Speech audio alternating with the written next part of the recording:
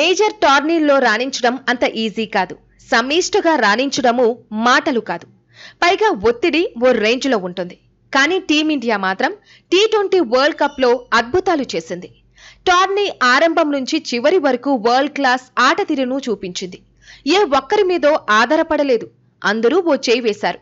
కొందరు బ్యాటింగ్లో, మరికొందరు బౌలింగ్లో, ఇంకొందరు ఫీల్డింగ్లో. జట్టు సభ్యులందరూ బాధ్యత తీసుకుని ఆడారు. ఐసీసీ ట్రోఫీ డ్రీమ్ ను నెరవేర్చుకోవాలనే కసితోనే కనిపించారు. బ్యాటింగ్ లో రోహిత్ శర్మ ముందుండి నడిపించాడు. ఒత్తిడిని తానే ఎక్కువగా భరించాడు. తరువాతి బ్యాటర్స్ పై ఒత్తిడి లేకుండా చూసుకున్నాడు. ఎలాంటి పరిస్థితుల్లో అయినా స్వేచ్ఛగా ఆడాలని గైడ్ చేశాడు. పంత్, సూర్యకుమార్ యాదవ్, హార్దిక్ పాండ్యా, శివం దుబే, అక్షర్ పటేల్ కూడా బ్యాట్ తో తమ వంతు కృషి చేశారు. కోహ్లీ మాత్రం సెమీస్ వరకు పెద్దగా ఇంపాక్ట్ చూపించలేదు. కానీ అసలైన ఫైనల్లో అనుభవానికి పని చెప్పాడు.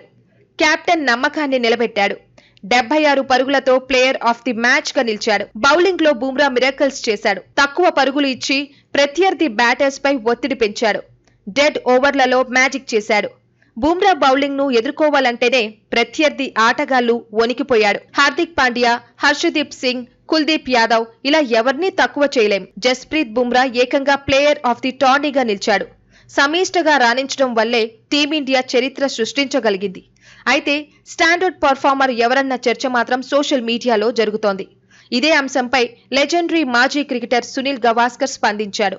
టీ20 వరల్డ్ కప్ లో ఎక్కువ ప్రశంసలు దక్కాల్సింది రోహిత్ కే అని తేల్చేశాడు. ఐర్లాండ్ పై హాఫ్ సెంచరీతో మొదలుపెట్టిన హిట్ మ్యాన్ సెమీస్ వరకు అదే దూకుడును కొనసాగించాడని గుర్తు చేశాడు. 2023 వరల్డ్ కప్ ఫైనల్లో ఓటమికి ఆస్ట్రేలియాపై ప్రతీకారం తీసుకున్నాడని చెప్పుకొచ్చాడు.